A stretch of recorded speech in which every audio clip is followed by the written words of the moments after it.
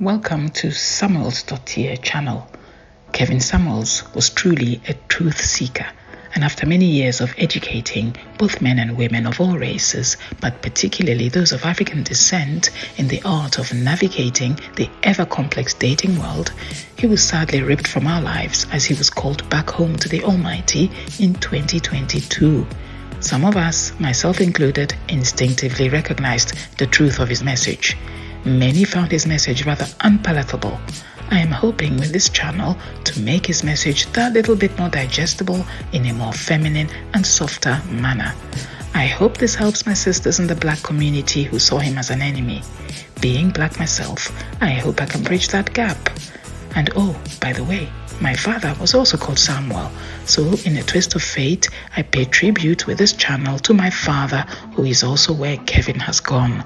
I love how the Icelandic have a way of acknowledging someone's daughter in the same way as someone's son. So I appropriate the Icelandic way to find a suitable name for my channel, Samuels.here, Samuel's daughter. Enjoy the video. Was Kevin Samuels misogynistic? Okay, so let's get real. Let's start with the definition of misogyny. According to Merriam-Webster dictionary, misogyny refers specifically to a hatred of women. The word is formed from the Greek roots misein, to hate, and gyne, woman. Misogyny, therefore, is hatred of, aversion to, or prejudice against women. So let's get this straight for the slow people. The man who dedicated the latter part of his life teaching women the tricks and solutions to help them achieve the goal they say they want is a misogynist. Okay, so we have a lot of work to do. This reminds me very much of an event in my own life which astounded and disappointed me no end. I was trying to help a sister out, someone who, without my help, would have been in a desperate financial situation. She had a very low-grade qualification, even in her own field, which was certainly not a high-earning domain anyway. But despite all that, I took the risk of employing this woman in my own domain, which is infinitely higher paid than her own, and paid her the same wage as I would have paid someone who had qualifications in my field. Yeah, I am an idiot, I know. Would you believe it? This sister had the audacity to tell me that this wasn't enough. On top of that, I had offered to pay for her to do a 6-month part-time course that would have enabled her to have the possibility to actually walk out of my company enterprise and get an even higher salary for herself should she have chosen to. And you know what?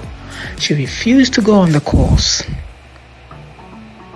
It was a free course. At least free for her. I would have paid for it.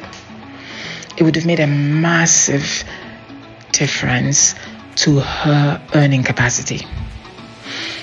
When we eventually parted ways, because, after a while, one has enough, no?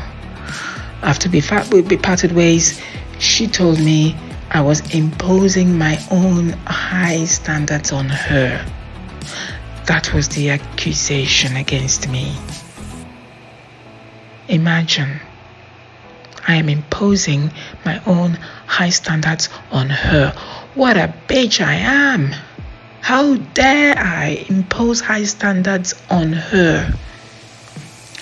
Now, unfortunately, she's on a very low income plan. Basically, it's a social benefits program. She's raising a baby on that. And she's really in financial dire straits. What a shame. All she needed to do was to go on a part-time course and she would have got a qualification that would have gotten her through the door. All at someone else's expense, me. Instead, she made a big drama, disrupting my entreprise in the process and storming out. All he needed was a little bit of effort on her part.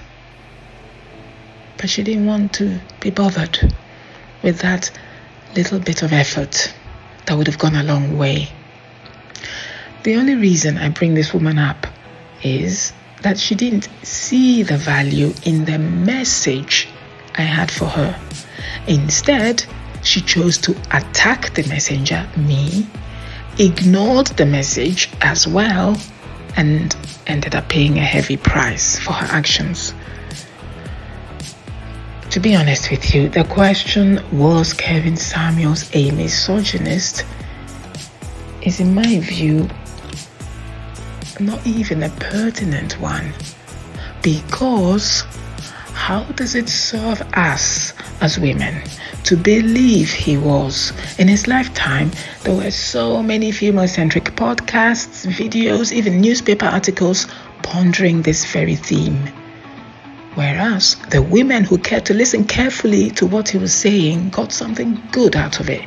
And no doubt, some of them went on to use his advice to achieve great things in their lives. Ladies and gentlemen, I put it to you that Kevin Samuels loved women, so much so that despite his own disappointing encounters with them in his personal life, I believe he was twice divorced, he did the emotional work it took to turn that, no doubt, negative energy into force for good for women. A real misogynist would have internalized the pain from dealing with, shall we say, unoptimal women from his point of view, and run with that negative energy all the way to shooting up a beauty parlor or a woman's organization office block to avenge his perceived hurt. But no, Kevin Samuels must have forgiven the, again from his point of view, toxic femininity he must have encountered in his personal life, and came up with a blueprint for women in the next generation to make them sweeter, more mature, more responsible, more accountable, and therefore more palatable for the next generation of men after him. I think he was resigned himself to a life alone. Indeed, he was, I believe, unattached till the end of his life. A fact that his haters delighted in pointing out with glee whenever he played his famous The Last Post military music to demonstrate a lonely death to a woman he would be speaking to on his show. As he himself pointed out to us all, yes, men, being the emotionally more robust sex, can tolerate the lone life more readily than women. Yes, it is true that these men learn to resign themselves to this fate. Many, like Kevin himself, I presume, having escaped anyway from a much worse predicament.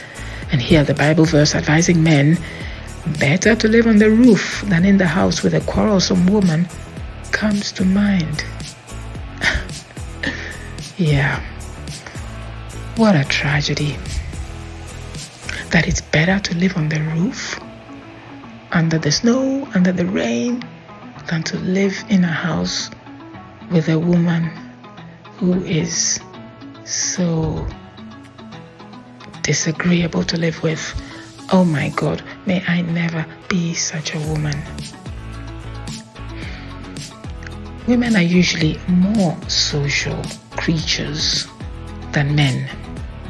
Although I must say that the last few generations have shown all of us that more and more women must, indeed, in increasing numbers, live with the risk of being alone in their latter years, something women are getting more and more used to because they have to.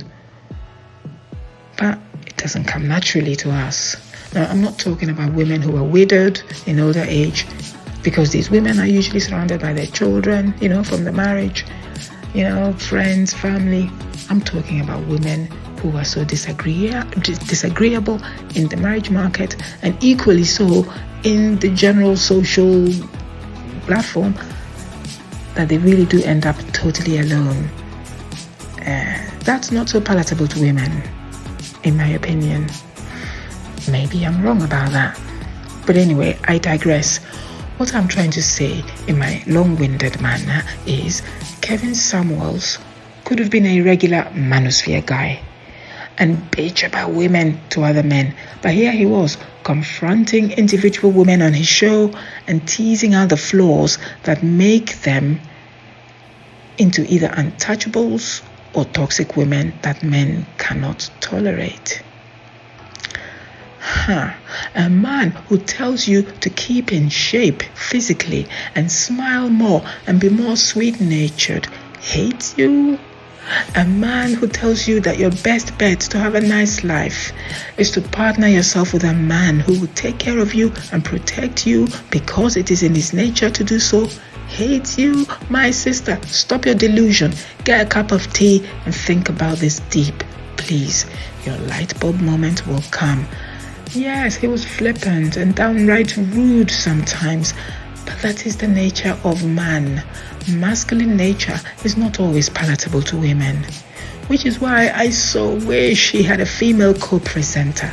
His audience was, after all, women, although no doubt the background intention was to educate younger men on the topic of uncooperative, unapologetically anarchical women who called him daily on his show to display their unfeminine ways for all to see in broad daylight. This man, unlike many, was willing to go into the unpleasant war zone that is the dwindling femininity on display on his show. And the sad part is, he was not like a father steering wayward daughters in the right direction. He was often dealing with grown adult women who had no idea of the basics of being a woman. Even female viewers or listeners to his show were sometimes shocked at the specimens on display on his show. I know I was. So much so that I often wondered if his show was some sort of spoof. Imagine that. No, that man loved women. Okay, he wasn't a soft, cuddly bear type, to sugarcoat his message. But he loved women insofar as he wanted their collective good. Now, let me tell you something. In Italian, I happen to speak Italian, one way to say I love you is to say ti voglio bene. I wish you well. I wish only good for you. Kevin Samuels wished women well. He did it in a way that put many women off, unfortunately. But it must be said, the level of waywardness he was confronted with on his show could only be combated with tough love, and that's what he gave out. So what? For the thinking, reflective woman, it should have been enough, and I have no doubt that it was. For the rest, well, nothing changes. Such is life, eh? Anyway, I have rambled on enough. Those who want to hear will. Those who don't, won't. But let us not make the mistake of calling a principled man a misogynist just because he says things we don't want to hear. That's disingenuous. Thank you for listening to the end. I hope good things come your way. Ti voglio bene.